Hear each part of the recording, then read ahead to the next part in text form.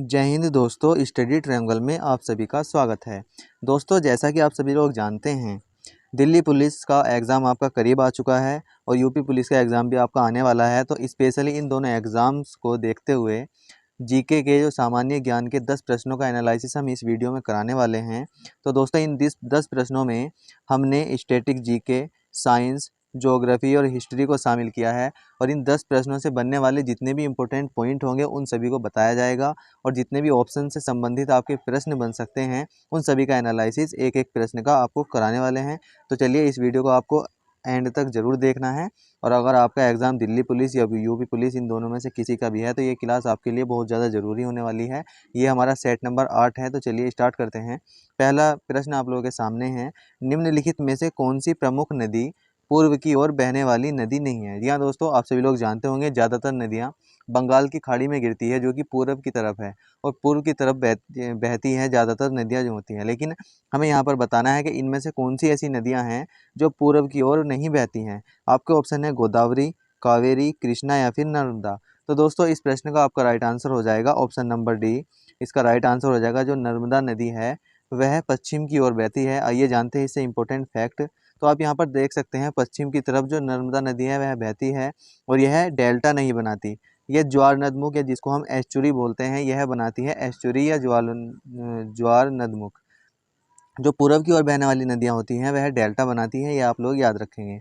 जो पश्चिम की तरफ बहने वाली नदियाँ हैं और कौन कौन सी है, नर्मदा नदी के साथ साथ आप लोगों को यहाँ पर नाम याद रखना है, ताप्ती नदी, साबरमती नदी, माही नदी, लूनी नदी और यहाँ पर नर्मदा नदी आपका हो जाएगा। ये सब पश्चिम की ओर बहने वाली नदियाँ हैं। नेक्स्ट यहाँ पर है प्रश्न नंबर 2 आप लोगों के सामने, निम्नलिखित में से किस राज्य में पंचपदरा झील स्थित है। दोस्तों, अगर हम बात करते हैं पंचपदरा झील की तो यहाँ पर आप ऑप्शन देख सकते हैं। ऑप्शन नंबर ए है तमिलनाडु, राजस्थान, मध्य प्रदेश या फिर ओडिशा। तो दोस्तों, इस प्रश्न का आपका राइट आंसर हो जाएगा ऑप्शन नंबर बी। राजस्थान में जो है पंचपदरा झील स्थित है, तो ऑप्शन नंबर बी इसका राइट आंसर हो जाएगा। चलो दोस्तों, इससे बनने वाले इंपॉर्टेंट फैक्ट को देखते हैं। आप यहाँ पर देख सकते हैं राजस्थान की कुछ इंपॉर्टेंट झील। यहाँ पर आप देख सकते हैं पिछोला झील जो कि राजस्थान में है, जयसमंद झील ये भी राजस्थान में है, फतेह सागर झील ये भी राजस्थान में और आना सागर झील। ये चारों झील आप लोगों को याद कर लेनी है, राजस्थान राज्य से संबंधित है, आपकी परीक्षा में मालूम की जा सकती है। नेक्स्ट अगर हम बात करते हैं तमिलनाडु की, यहाँ पर आपको ऑप्शन में तमिलनाडु, मध्य प्रदेश और उड़ीसा दिख रहा होगा। तो इन तीनों राज्यों की बात कर लेते हैं कि इन तीनों राज्यों में कौन कौन सी झील है। तो यहाँ पर तमिलनाडु में बात करते हैं, बहुत ज़्यादा इंपॉर्टेंट है, पुलिकट झील और दूसरी हो जाएगी कालीवेली झील। मध्य प्रदेश की बात करते हैं तो भोजताल झील जो है मध्य प्रदेश की हो जाएगी और सांख्य सागर भी मध्य प्रदेश की हो जाएगी। उड़ीसा की जो है चिल्का झील है जो कि भारत की सबसे बड़ी झील है और रेंगाली झील जो है ये भी उड़ीसा में है। ये आपको याद कर लेना है, बहुत ज़्यादा इंपॉर्टेंट है। नेक्स्ट यहाँ पर है प्रश्न नंबर 3 आप लोगों के सामने, भारतीय लघु उद्योग विकास बैंक जिसको हम सिडबी के नाम से जानते हैं, इसकी स्थापना किस वर्ष हुई थी। आपके ऑप्शन है 1990 में, 1988 में, 1982 में या फिर 1991 में। तो दोस्तों, इस प्रश्न का आपका राइट आंसर हो जाएगा ऑप्शन नंबर ए, सन 1990 में सिडबी बैंक की स्थापना हुई थी। अगर बात करते हैं यहाँ पर सिडबी बैंक की तो आप यहाँ पर देख सकते हैं सिडबी बैंक का मुख्यालय जो है वह लखनऊ में है और यहाँ पर इसके वर्तमान में अध्यक्ष एस रमन जी हो जाएंगे, ये आप लोगों को याद कर लेना है। और इसका अधिनियम जो आया था एमएसएमई अधिनियम 1989 में आया था। आप सोच रहे होंगे कि ये एमएसएमई क्या है। एमएसएमई होता है, यहाँ पर इसकी फुल फॉर्म आप देख सकते हैं, माइक्रो स्मॉल मीडियम एंटरप्राइजेस, ये इसकी फुल फॉर्म हो जाएगी, आपकी परीक्षा में पूछ ली जाती है, आप लोगों को याद कर लेनी है। अगर यहाँ पर कुछ इंपॉर्टेंट पॉइंट की बात करते हैं तो एक आपको एग्जिम बैंक याद रखना है। एग्जिम बैंक की फुल फॉर्म यहाँ पर export import bank of India है और 1982 में इसकी स्थापना की गई थी। ये बात आप लोगों को एग्जिम बैंक से संबंधित रखनी है। और सिडबी बैंक से मैंने आपको बताया मुख्यालय लखनऊ में है, अध्यक्ष एस रमन जी हैं और एमएसएमई का जो अधिनियम 1989 आया था उसके द्वारा इसकी स्थापना हुई और 1990 में इसकी स्थापना हुई थी, ये आपको याद कर लेना है।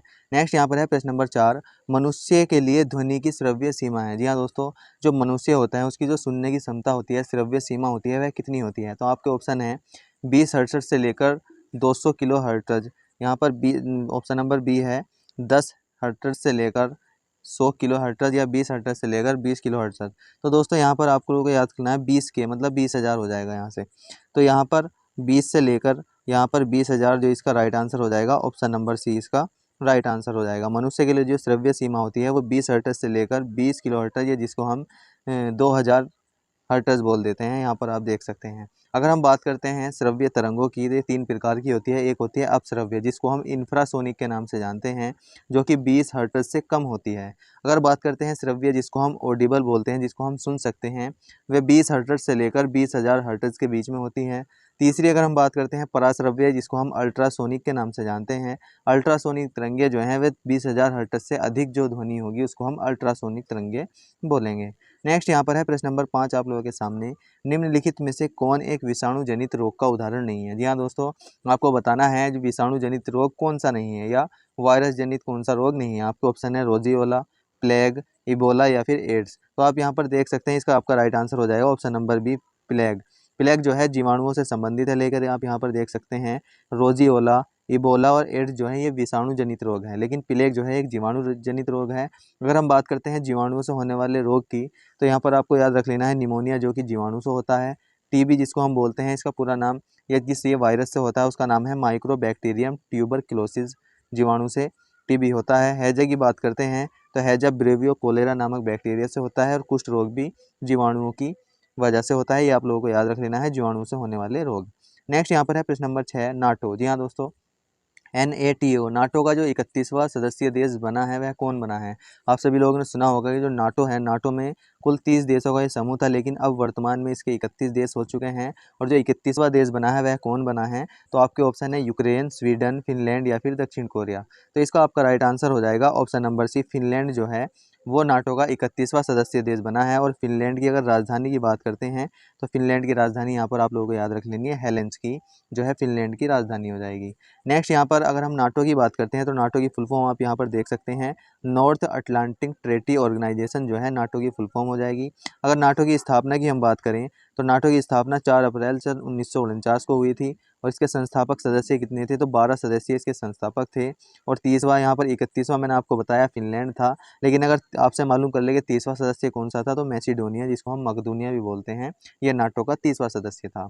नेक्स्ट यहाँ पर है प्रश्न नंबर 7, सरोजा वैद्यनाथन को उनकी किस नृत्य शैली के लिए भारत सरकार द्वारा 2002 में पद्मश्री पुरस्कार तथा 2013 में पद्म भूषण पुरस्कार से सम्मानित किया गया था। अगर हम बात करते हैं सरोजा वैद्यनाथन की, तो यहाँ पर आपको याद रख लेना है, इसमें आपको बताना है किस डांस के लिए भारत सरकार के द्वारा 2002 में पद्मश्री पुरस्कार और 2013 में पद्म भूषण पुरस्कार इनको दिया गया। आपके ऑप्शन है मणिपुरी, भरतनाट्यम, कथक या फिर ओडिशा।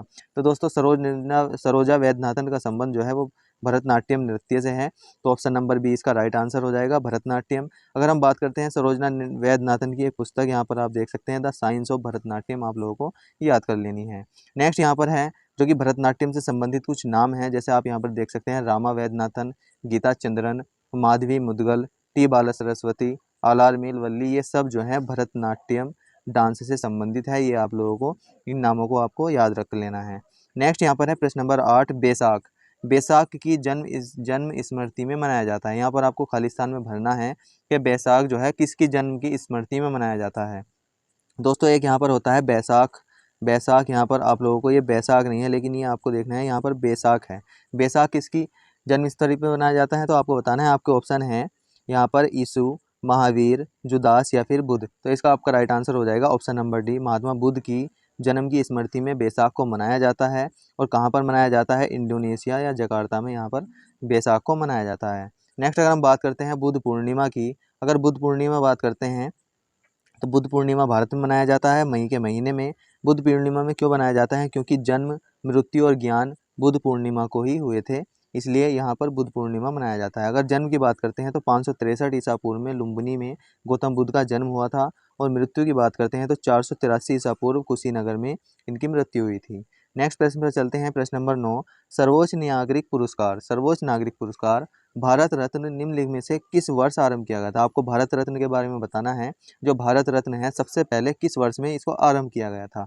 आपके ऑप्शन है 1952, 1954, 1964 या फिर 1956। तो दोस्तों इसका आपका राइट आंसर हो जाएगा ऑप्शन नंबर बी, सन 1954 में भारत रत्न पुरस्कार को आरंभ किया गया था। अगर हम बात करते हैं भारत रत्न की, तो आप यहाँ पर देख सकते हैं 2 जनवरी 1954 को ये इनको सबसे पहले दिया गया। 3 व्यक्तियों को आप यहाँ पर देख सकते हैं, डॉक्टर सर्वपल्ली राधाकृष्णन, सी राजगोपालाचारी और डॉक्टर सीवी रमन, जो कि भारत के या टोटल या अगर रमन भारत रत्न की बात करते हैं तो सीवी रमन को ये ऐसे पहले वैज्ञानिक थे जिनको भारत रत्न मिला था। नेक्स्ट अगर हम बात करते हैं भारत रत्न पाने वाले पहले व्यक्ति, जी हाँ दोस्तों, भारत के जितने भी इंपॉर्टेंट पहले व्यक्ति हैं जिनको भारत रत्न मिला है, आप यहाँ पर देख सकते हैं।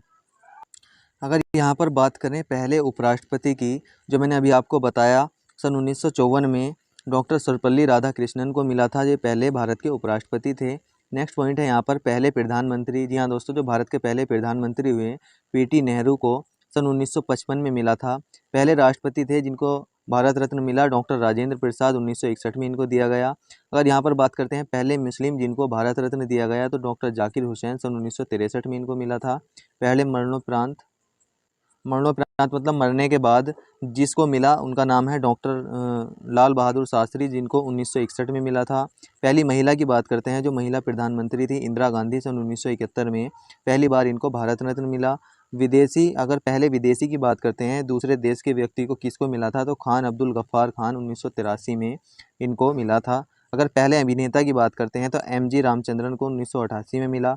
दूसरी महिला की बात करते हैं, पहली महिला यहाँ पर जो प्रधानमंत्री थी इंदिरा गांधी थी, लेकिन दूसरी महिला अरुणा आसफ अली को मिला था, ये आपको याद रख लेना है।